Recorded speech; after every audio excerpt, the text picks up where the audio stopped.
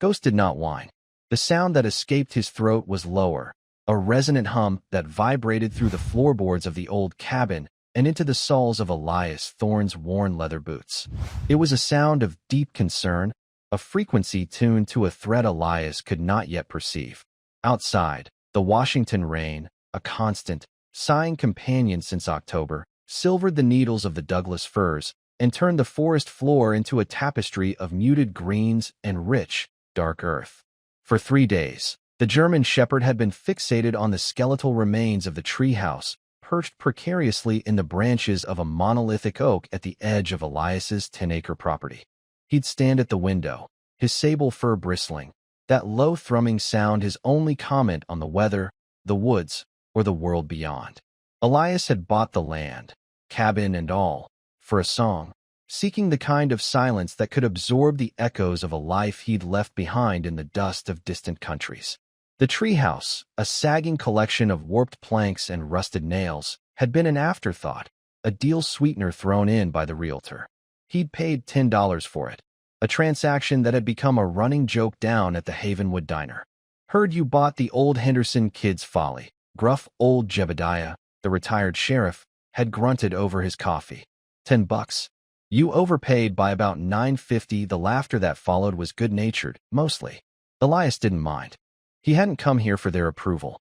He'd come here to be left alone, a place where the only orders he had to follow were the turning of the seasons.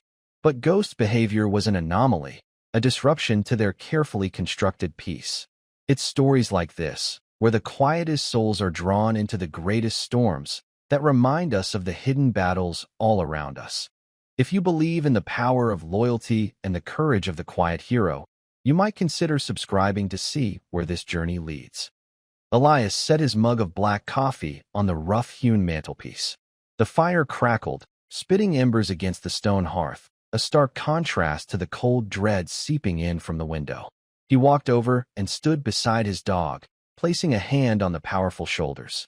Ghost's muscles were coiled tight as a spring. His gaze, intelligent and unwavering, was locked on the dilapidated structure. "What is it, boy?" Elias murmured, his voice raspy from disuse. "Just a pile of rotten wood," but Ghost knew better.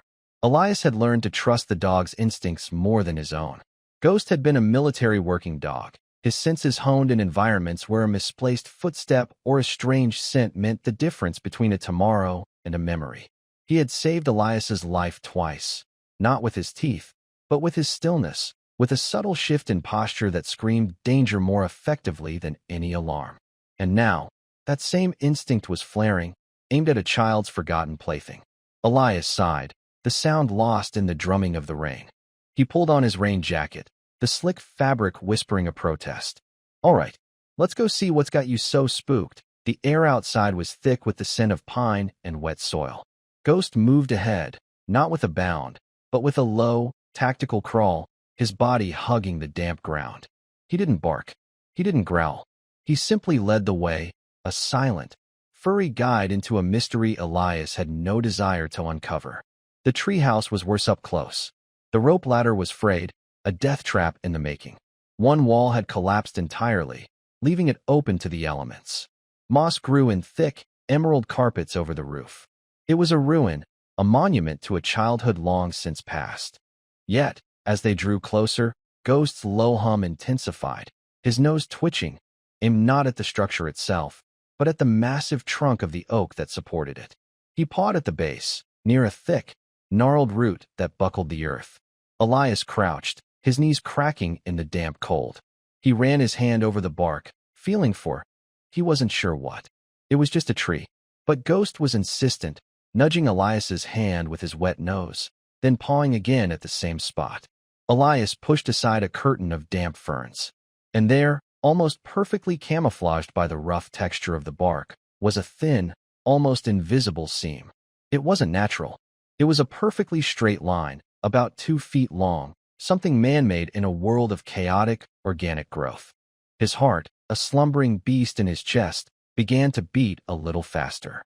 The quiet life he had so carefully built was about to be shattered. He could feel it, the same way he could feel the pressure change before a storm. He didn't need a tool. His fingers, strong and sure from years of handling weapons and equipment, found a small indentation. He pressed, then pulled.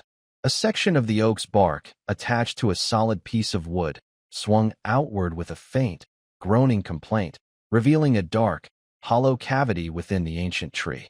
Ghost stopped his humming. He looked up at Elias, his amber eyes seeming to ask, "See? I told you." Inside the cavity, nestled in the dry, woody heart of the tree, were 3 military-grade waterproof bags, the kind Elias knew were used to keep sensitive equipment dry during river crossings. They were heavy, dense with a weight that had nothing to do with camping gear. A cold knot formed in Elias's stomach. This wasn't a time capsule. This wasn't a child's secret treasure. This was something else entirely. Something dangerous. Something worth hiding in the heart of a giant, in a forgotten treehouse that a broken soldier had just bought for $10. Elias didn't move the bags immediately. His training, buried but not forgotten, screamed at him. Observe. Orient. Decide. Act. He scanned the surrounding woods, his eyes tracing the familiar lines of the trees, searching for anything out of place. A broken twig. A fresh footprint that wasn't his own. The glint of a scope lens in the perpetual twilight of the forest.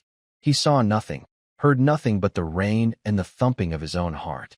Ghost remained still, a statue of sable fur, his ears swiveling like radar dishes, sampling the air for sounds Elias couldn't catch. The dog's calm was more reassuring than a full magazine. If there was an immediate threat, Ghost would be a coiled spring of aggression. This was different. This was a warning of a threat that was, or a threat that would be. Elias carefully closed the hidden door, ensuring the seam blended back into the bark. He smoothed the ferns back into place, erasing any sign of their discovery. "Let's go, boy," he whispered, his voice a low command. They retreated to the cabin, moving with a shared, silent purpose. Inside, the warmth of the fire did little to chase the chill that had settled deep in his bones. He stood dripping on the hearth, staring into the flames, his mind a whirlwind. Who hides that kind of container in a tree? And why here, on this forgotten parcel of land? The Henderson family, who'd owned the property for generations, were simple folk. Old man Henderson had died a decade ago, and his children, scattered across the country, had let the place fall into ruin before finally selling. They weren't the type to be involved in whatever this was. Elias fed Ghost, his movements automatic. He watched the dog eat, the rhythmic crunching a comforting, normal sound in a world that had suddenly tilted on its axis. He couldn't leave the bags there. If he had found them, someone else could. Someone who was likely looking for them. Waiting until full dark, a thick, moonless blackness that swallowed the forest whole, he and Ghost moved out again. This time, Elias was not just a man walking his dog. He was a shadow, moving through the trees with a practiced silence, Ghost a darker shadow at his heel. He wore dark clothing, his face smudged with damp earth. He carried a heavy mag light, but kept it off, letting his eyes adjust, relying on the skills that had kept him alive in places where light was a death sentence. At the oak tree, he worked quickly, his senses on high alert.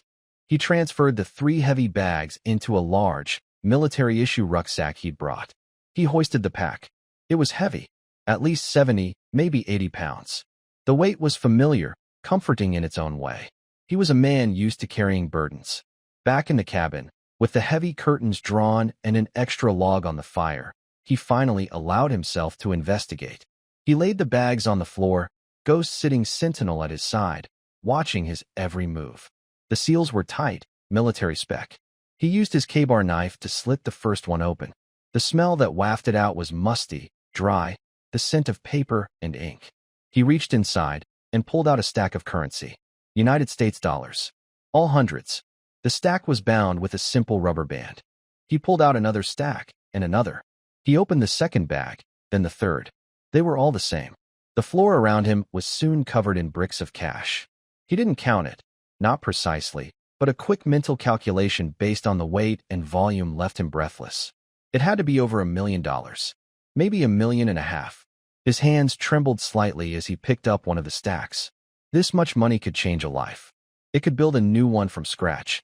It could buy a different kind of silence, a different kind of peace, far away from here, far away from everything. But buried at the bottom of the third bag, Elias found something else. It was a small, leather-bound ledger, no bigger than his hand. Its pages were filled with neat, precise columns of dates, names, and numbers.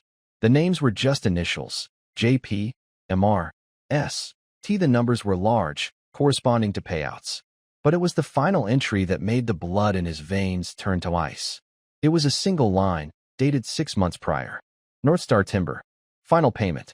Havenwood Project. G. Henry Gable.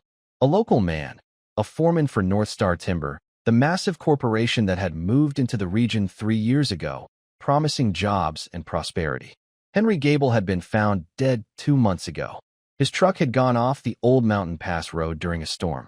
The official report, signed off by the new sheriff, a company man if Elias had ever seen one, was that it was a tragic accident. An icy road, a moment of distraction. But Elias had known men like Henry Gable. He'd been a logger his whole life, knew these woods and roads better than his own face in the mirror. He wouldn't have just slipped. Elias looked from the ledger to the mountain of cash, then to Ghost, who rested his heavy head on Elias's knee, his amber eyes full of a deep, knowing calm. The town had mocked him for his $10 treehouse. They thought he was a fool, a broken man buying a broken dream. They had no idea that he had just purchased a dead man's secret, a conspiracy's bank, and a war he thought he had left behind forever. The silence he had craved was gone, replaced by the deafening roar of a secret he now owned. And he knew, with a certainty that chilled him to his core, that the people who had put this money here would be coming back for it. The next morning, the rain had passed, leaving behind a world washed clean and sharp. A pale, watery sun filtered through the canopy, and the air smelled of damp earth and renewed life. But for Elias, the world felt darker, more menacing. The money and the ledger were hidden again, this time beneath a false bottom in his grandfather's old footlocker, a place no one would think to look. He sat on his porch, cleaning his rifle, a Remington 700 he used for hunting. The movements were methodical, ingrained in his muscle memory. Disassemble, clean, oil, reassemble. The familiar scent of gun oil and the cold, hard feel of the steel were steadying. It was a ritual of readiness. Ghost lay at his feet, seemingly asleep, but Elias knew the slightest unusual sound would bring him to full alert. He needed to go into town, for supplies, but more importantly, for information. He needed to see the landscape of his new battlefield, to understand the players. Havenwood was a small town, a place where secrets were a form of currency, and he was about to become a major trader. He drove his old Ford pickup down the winding dirt road, the suspension groaning in protest. He parked in front of the general store, the social hub of the town. As he stepped out, he felt it, a subtle shift in the atmosphere, a pair of eyes on him. He didn't look directly. Instead, he let his gaze drift, taking in the street, the storefronts, the few people milling about. He saw a dark blue sedan parked across the street. It was clean, too clean for a town where mud was a permanent accessory. The windows were tinted, a feature that was technically illegal in Washington state, but rarely enforced out here. A man sat in the driver's seat. He was trying to look casual, staring at his phone, but his posture was all wrong. He wasn't relaxed. He was coiled. Elias had seen that look 1,000 times in 1,000 different places.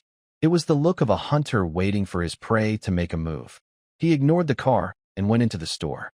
Martha, the proprietor, a woman with kind eyes and a face etched with the lines of a long life, gave him a warm smile. "Elias, good to see you. Heard you got that old Henderson place cleaned up nice." "Trying to," Elias said, his voice quiet. He grabbed a basket and began to fill it with essentials: coffee, flour, canned goods, dog food. He moved through the narrow aisles, his senses stretched taut. He could feel the town's rhythm, and today it was off-key. As he paid, Jebediah, the old sheriff, walked in. He nodded at Elias, his eyes lingering for a moment longer than usual. "Thorne," he grunted. "Jebediah," Elias replied. He picked up his bags. "Heard about your $10 purchase," Jebediah said, a slight twinkle in his eye. "Still think you overpaid?" "Jury's still out," Elias said, allowing a rare, fleeting ghost of a smile. He walked out of the store. The blue sedan was still there. As he loaded his groceries into the truck bed, the passenger door of the sedan opened. A man in a tailored suit, looking absurdly out of place against the rustic backdrop of Havenwood, stepped out. He was tall, with slicked back hair and a smile that didn't reach his cold, calculating eyes. "Mr. Thorne?" the man said, his voice smooth as polished river stone. "My name is Marcus Thorne. No relation, I'm afraid. I'm with NorthStar Timber." Elias didn't respond. He closed the tailgate of his truck with a solid thud. Ghost, who had been lying in the passenger seat, let out a low, guttural growl that was felt more than heard. "I understand you recently purchased the old Henderson property," Marcus continued, undeterred by the dog's warning. "We at NorthStar have an interest in that parcel. It adjoins a large tract we own. We'd be willing to make you a very generous offer to take it off your hands. Save you the trouble of fixing up that old cabin. It's not for sale," Elias said, his tone flat, final. Marcus's smile tightened. "Everything is for sale, Mr. Thorne. It's just a matter of finding the right price. Perhaps you should reconsider. It can be unhealthy to stand in the way of progress." The threat was veiled, but unmistakable. Elias met his gaze, his own eyes like chips of flint. For a long moment, they stood in a silent standoff in the middle of Havenwood's main street. The man in the suit, representing corporate power and veiled menace, and the solitary veteran, representing nothing but his own stubborn refusal to be moved. "I've considered," Elias said. He opened his truck door. "The answer is no." He got in, started the engine, and pulled away, not looking back. But in his rearview mirror, he saw Marcus Thorne standing there, the pleasant smile gone, replaced by a look of cold, predatory assessment. The first move had been made. The game had begun. The drive back to his cabin was different. The familiar trees now seemed to hide threats. Every bend in the road could conceal an ambush. His paranoia, a constant companion he had learned to manage, was now a vital survival tool. When he got back, he didn't go inside immediately. He took Ghost and did a wide circle of the property, a perimeter check.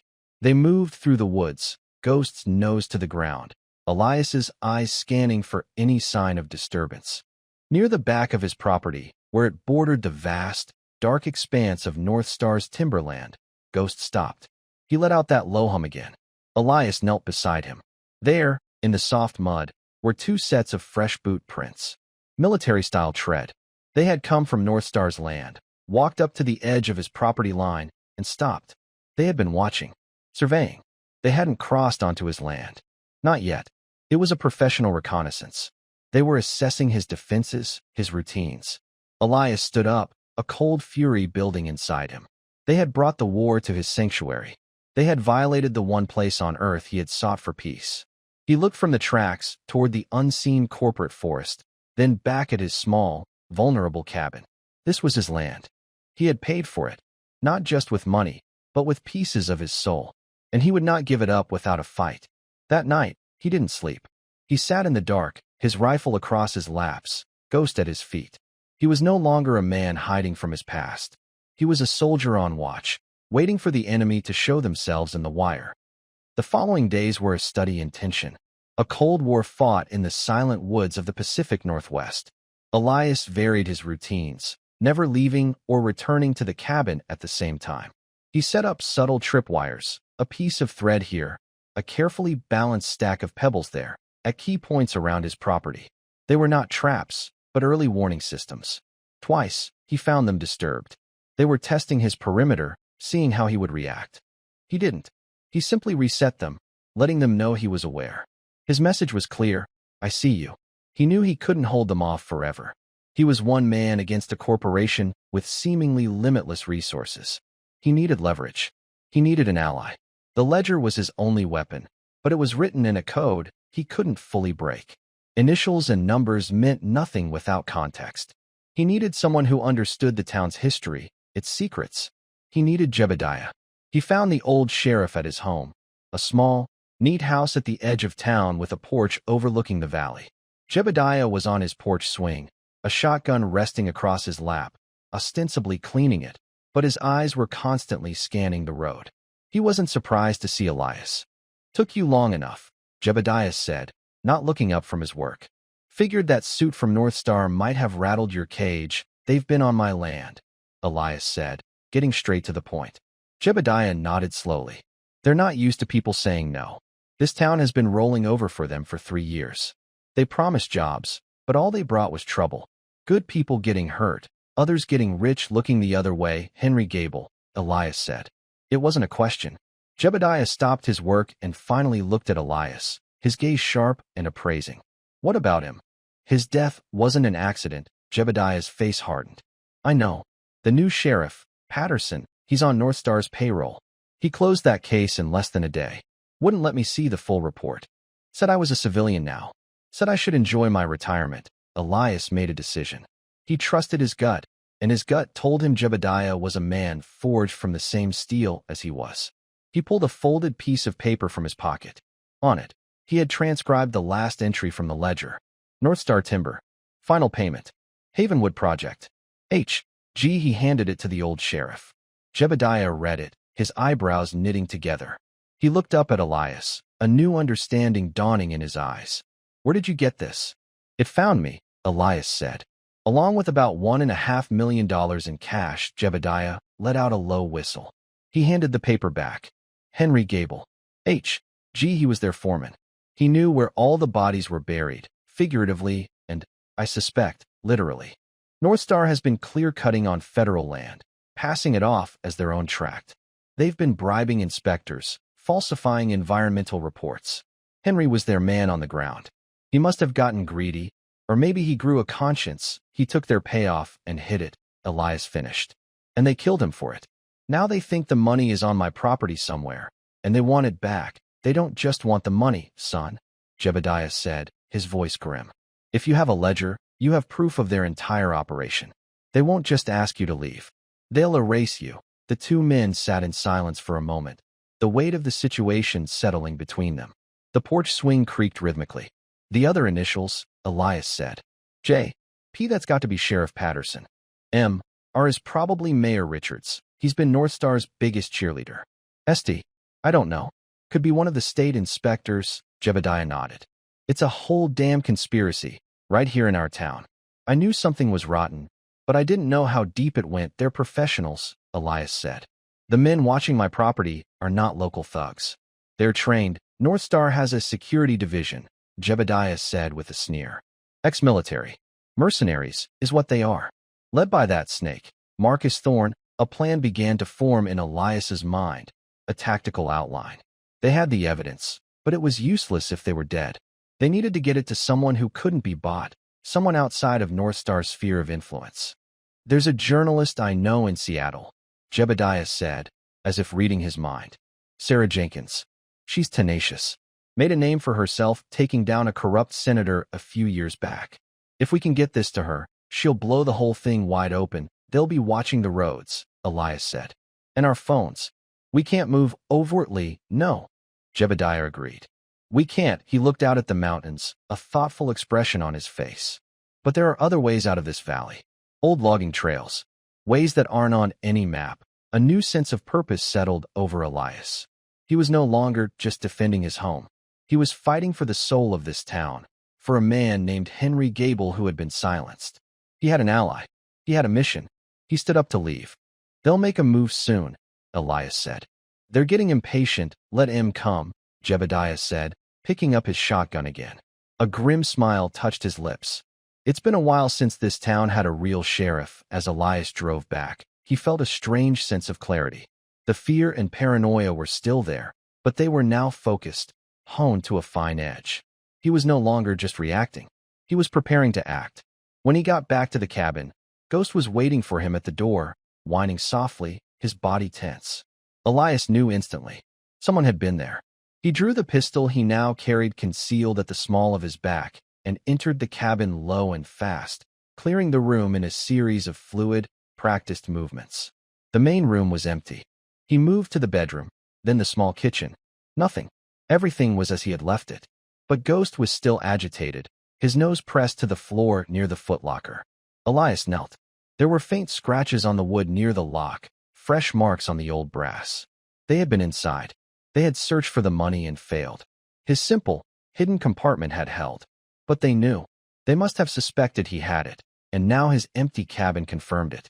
The time for subtlety was over. They had breached his walls. The next time they came, they wouldn't be looking for something. They would be coming for him. The Cold War was about to turn hot. The first direct assault came not with a bang, but with a quiet, menacing knock on his door. It was 2 days later, just after dusk. A storm was rolling in from the coast, the wind beginning to howl through the firs, rattling the window panes. Ghost was already at the door, a low, rumbling growl building in his chest. Elias didn't need to look through the peephole. He knew who it was. He opened the door a crack, his body shielded by the heavy oak, his hand resting on the pistol tucked into his waistband. Marcus Thorne stood on his porch, flanked by 2 large men in dark jackets. They were the kind of men who looked like they were carved from granite, their faces impassive, their eyes cold and watchful.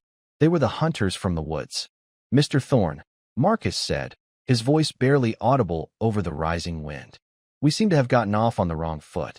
I was hoping we could have a more productive conversation. I've got nothing to say to you," Elias said. "Oh, I think you do," Marcus replied, his smile unwavering. "You see, a former employee of ours misplaced something valuable, and we have reason to believe it may have ended up on this property. We'd be very grateful if you would allow my associates to have a quick look around. For everyone's peace of mind, get off my land," Elias said, his voice dropping to a low, dangerous tone. The smile on Marcus's face finally vanished, replaced by a mask of cold fury.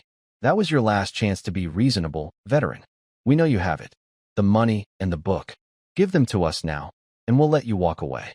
Refuse, and these woods will be the last thing you ever see." One of the large men took a step forward, reaching inside his jacket. In a single, fluid motion, Elias slammed the door shut and threw the heavy deadbolt. A fraction of a second later, a heavy thud shook the door, the sound of a shoulder hitting it with full force. Then another. Ghost was now barking, a deep, furious sound that echoed through the small cabin. Elias moved fast. He doused the lamps, plunging the cabin into near darkness, lit only by the flickering glow of the fire in the hearth. He grabbed his rifle from its rack and a box of ammunition. "To the back," he commanded Ghost.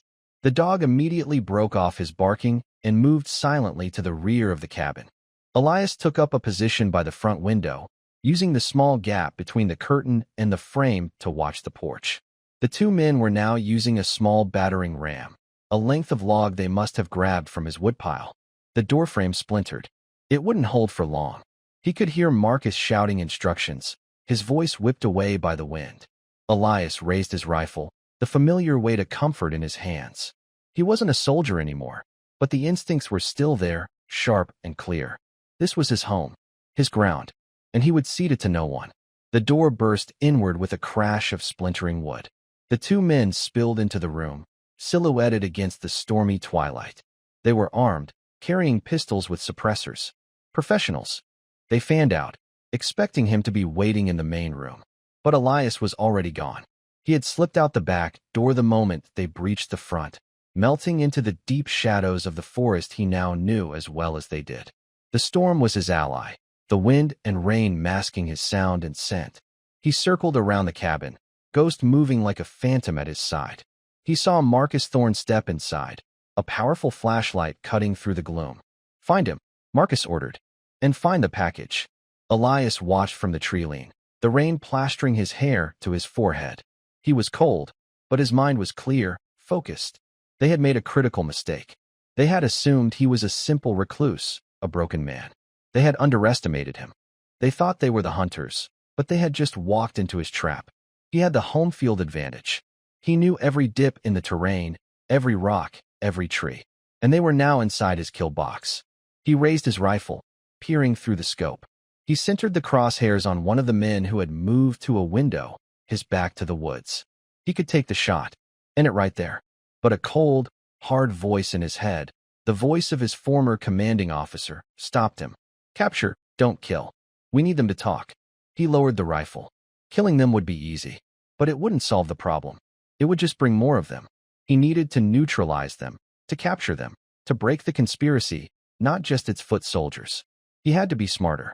He whispered a command to Ghost, a single word. "Distract." Ghost understood immediately.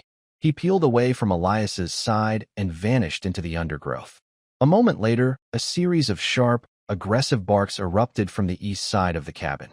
The 2 men inside immediately swung their weapons in that direction. "It's just the dog," Marcus yelled. "Forget the dog, find Thorne." but they were rattled. Their attention was divided. It was the opening Elias needed. He moved to the west, to the side of the cabin where the propane tank for his stove and heater was located. He didn't have explosives, but he had the next best thing. He pulled his K-bar knife and, with a quick, practiced slash, severed the copper pipe leading from the tank to the house. The hissing sound of escaping propane was lost in the roar of the wind. He retreated back into the woods, putting a safe distance between himself and the cabin. He found a good vantage point behind a thick fallen log and waited. He gave it 2 minutes, letting the heavy gas seep into the crawl space under the cabin, filling the small structure. Inside, the men were still searching, their flashlights cutting frantic beams through the darkness. They were getting frustrated. "He's not here," one of them shouted. "He must have run." "He's here," Marcus countered, his voice tight with anger. "He's just hiding. Find the money. Check under the floorboards." That was the key. The floorboards. And the fireplace, which was still blazing. Elias raised his rifle again. This time, he wasn't aiming at a person. He sighted in on the front window, on the fireplace visible beyond it. He took a deep breath, let it out slowly, and squeezed the trigger. The rifle bucked against his shoulder. The bullet shattered the window pane and struck the stone hearth, sending a shower of sparks into the gas-filled room.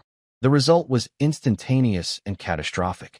A deafening roar ripped through the forest as the propane ignited.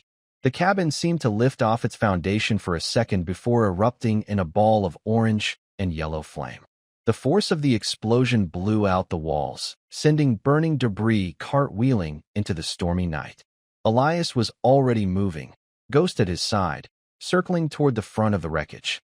The blast would have been disorienting, deafening. He had to move before they could recover. He found the 2 henchmen thrown clear of the blast, stunned and burned, their weapons lost in the chaos.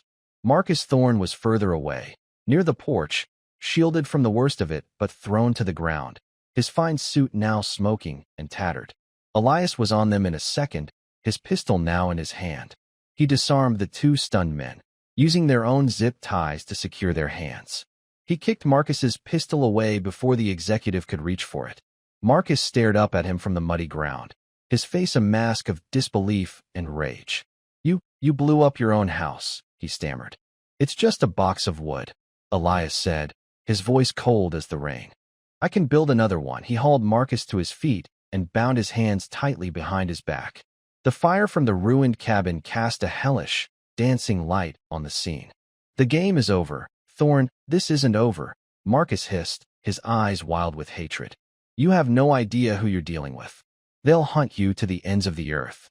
"Let them come," Elias said, shoving him toward his 2 captured men.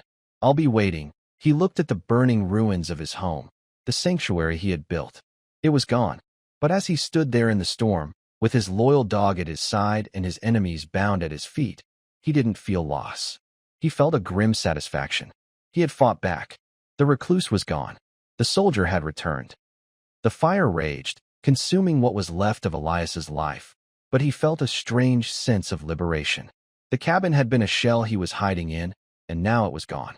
He herded his 3 prisoners away from the heat, toward the relative shelter of a thicket of pines. The 2 henchmen were dazed, one with a nasty gash on his forehead, the other nursing a burned arm. Marcus Thorne, however, was pure, undiluted fury. "You're a dead man," he spat, rain and soot streaking his face. A dead man. Elias ignored him. He used his phone, a rugged satellite phone he kept for emergencies, and made one call. To Jebediah. "It's done," Elias said, his voice calm amidst the chaos of the storm and the crackling fire. "I have 3 of them, including Marcus Thorne." There was a pause on the other end, then Jebediah's voice, tight with concern. "Are you all right, son? I heard the explosion from my porch. I'm fine. Ghost is fine. The cabin's gone, just wood and nails," Jebediah said, echoing Elias's own thoughts. "Where are you?" "My property. What's left of it. We need to move them. Patterson and his deputies will be on their way." "Not if I can help it," Jebediah said. "I'll call in a down power line on the other side of the county. That should keep Patterson busy for a while. I'm on my way." "Don't go anywhere." Elias disconnected. He checked his prisoners' bonds, making them tighter. The storm was intensifying, the wind shrieking like a banshee. He needed to get them under cover. He marched them to the old, sturdy shed where he kept his tools and firewood. It was far enough from the cabin to have been untouched by the blast. He shoved them inside, the smell of sawdust and oil thick in the air.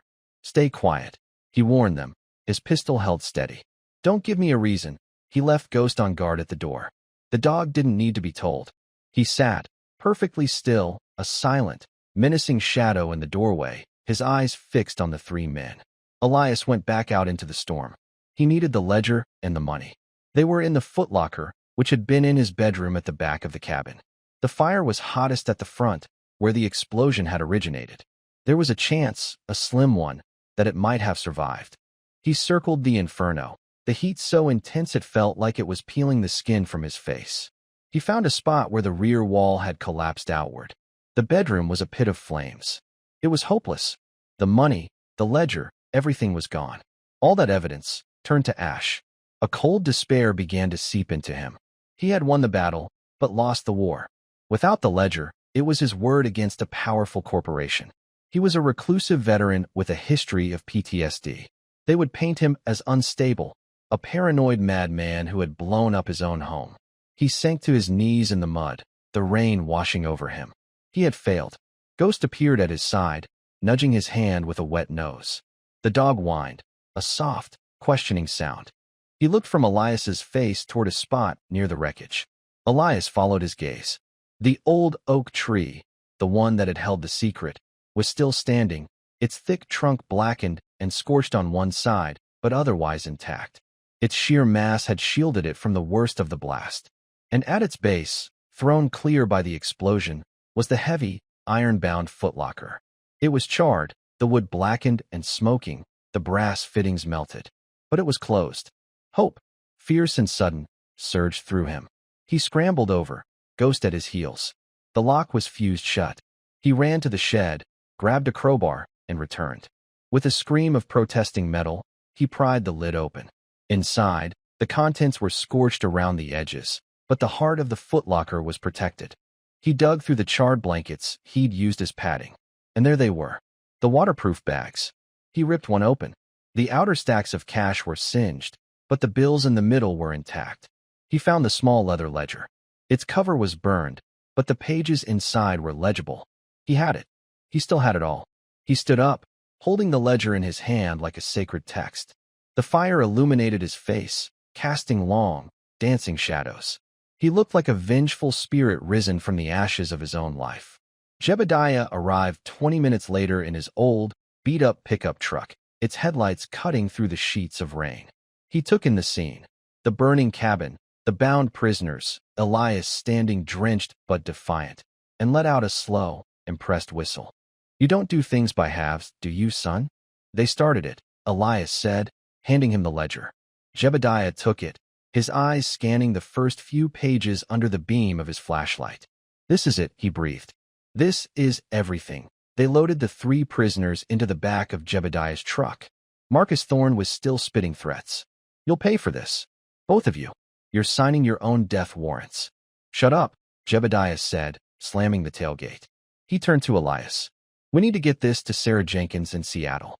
Now. Tonight. Before NorthStar realizes their men are gone and locks this whole valley down, I'll drive," Elias said. "My truck is faster." "No," Jebediah said firmly. "They'll be looking for you. They know your truck. You need to disappear. I'll take these 3 and the evidence. I'll call Sarah. Meet her at a secure location. You and Ghost need to lay low where?" Elias asked. The only home he had was a pile of smoldering embers. "I've got an old hunting cabin up in the high country," Jebediah said, pulling a set of keys from his pocket. "It's not on any map. No one's been there in years. It's stocked with enough supplies to last a month. You go there. You wait. When it's safe, I'll come for you." Elias hesitated. He wasn't used to trusting anyone, wasn't used to running. "Go," Jebediah insisted. "You've done your part. You've won the fight. Now let me handle the politics. I know these people. I know how to play their game." He gave Elias a hand-drawn map. "Don't use the main roads. Stick to the fire trails. And be careful," Elias nodded. He called Ghost, who leaped into the passenger seat of his Ford. He looked one last time at the inferno that had been his home, then at Jebediah, a man he had barely known a week ago, who was now risking everything for him. "Thank you," Elias said. The words felt inadequate. Just stay alive, son, Jebediah said, clapping him on the shoulder. The world needs more stubborn bastards like you. And with that, the two trucks drove off in opposite directions, disappearing into the storm-tossed darkness. Elias, with his dog and a map to a new hiding place. Jebediah, with 3 prisoners and the evidence that could bring down an empire. The battle was over, but the war had just gone public. The drive into the high country was treacherous. The fire trails Jebediah had marked on the map were little more than muddy ruts, washed out in places by the relentless rain. Elias's truck clawed its way up the steep inclines, its engine straining, the tires spinning for purchase. Ghost sat in the passenger seat, a silent, steady presence, his eyes scanning the darkness ahead. For the first time in a long time, Elias felt his carefully constructed walls beginning to crumble, not from fear, but from exhaustion and a flicker of something he couldn't name. Hope, maybe. He was no longer alone in this fight. He followed the crude map, turning onto paths so overgrown he had to get out twice to clear fallen branches. After 2 hours of punishing driving, he found it. The cabin was exactly as Jebediah had described, small, secluded, and utterly invisible from any main road. It was nestled in a grove of ancient cedars, its log walls silvered with age. It looked like it had grown out of the forest itself. Inside, it was dusty and smelled of cold wood smoke and mice, but it was dry and secure. There was a stack of firewood, a wood-burning stove, and shelves lined with canned goods. It was a survivor's outpost. Elias built a fire, and soon the small space was filled with a comforting warmth. Ghost curled up on a threadbare rug by the hearth, letting out a deep sigh of contentment. Elias sat in a rickety wooden chair, the satellite phone on the table in front of him, waiting. The hours crawled by. The storm began to subside, the wind's howl softening to a mournful whisper. Doubt began to creep in. What if Jebediah didn't make it? What if NorthStar had roadblocks? What if Sheriff Patterson had intercepted him? Elias was a man of action. Waiting was the hardest part. It left too much room for the ghosts of the past to come calling, for the memories of other missions, other waiting games, some of which had ended in tragedy. He must have dozed off, because he was startled awake by the buzz of the satellite phone. His heart hammered against his ribs as he snatched it up. Thorne, he answered, his voice thick with sleep. It's me. Jebediah's voice crackled over the line. We're clear. I'm with Sarah Jenkins. She has the ledger. Relief washed over Elias so powerfully his knees felt weak. Are you safe? For now, we're at a state police barracks 50 miles outside her jurisdiction. Some old friends of mine who can be trusted. The prisoners are in federal custody. Marcus Thorne is singing like a canary, trying to cut a deal. He's giving up everyone. All the way to the CEO. What happens now? Elias asked. Now, we let the justice system do its work. Sarah's story will break in the morning. It'll be national news. NorthStar is finished. The FBI is already raiding their corporate headquarters in Seattle. They're issuing warrants for Patterson and Mayor Richards as we speak. The speed and efficiency of it all was stunning. It was over. Really over. What about you, son? Jebediah asked, his voice softening. You're a hero, you know that? You saved this town. Elias looked around the dusty cabin, at his dog sleeping by the fire. I'm no hero, he said quietly. I just wanted to be left alone. Well, you've earned it, Jebediah said. Stay put for another day or two, just until the dust settles. Then come on down. The town owes you a debt of gratitude. They said their goodbyes, and Elias hung up. He sat in the silence, the firelight casting a warm glow on his face. The war was over. He had survived. But what came next? His home was gone. His solitude was shattered. The next morning, he woke to the sound of birdsong. The sun was shining, the sky a brilliant, cloudless blue. The world felt new, reborn. He and Ghost walked outside. The air was crisp and clean, and the view from the high cabin was breathtaking. He could see the whole valley spread out below him, the town of Havenwood nestled by the river, the vast expanse of the forest stretching to the horizon. It was beautiful. It was his. Not the land itself, but the peace it represented. He had fought for it, and in doing so, had found a connection to it he never expected. 2 days later, he drove back down the mountain. As he approached Havenwood, he saw that things had changed. State police cars were parked outside the sheriff's office. A news van from a Seattle station was set up near the diner. People on the street looked up as his mud-splattered truck passed. They didn't look at him with suspicion or pity anymore. They looked at him with respect. Some of them even smiled and waved. He parked in front of the diner. Jebediah was waiting for him on the porch. "Welcome home, Elias," the old man said with a wide grin. When Elias walked inside, the entire diner fell silent. Then, someone started clapping. Soon, the whole room was applauding. Martha, the store owner, came over and gave him a hug. Mayor Richards was gone, and the town council had appointed an interim replacement who immediately came over to shake Elias's hand. He was embarrassed and used to the attention, but he also felt a warmth spread through his chest that had nothing to do with the diner's coffee. He was no longer an outsider. He was one of them. Later that week, a lawyer contacted him. NorthStar's assets had been frozen, and as part of their inevitable settlement with the state for environmental damages and corporate corruption, a fund was being set up to restore the illegally logged areas. Furthermore, the money found on his property, once cataloged as evidence, was being released. After a significant portion was claimed by the IRS, the rest was legally his. It was still a life-altering amount of money. Elias didn't know what to do with it. He didn't want it. It was blood money, the cause of so much pain. He met with Jebediah and the interim town council. "I want to donate it," Elias said. All of it, he proposed a plan.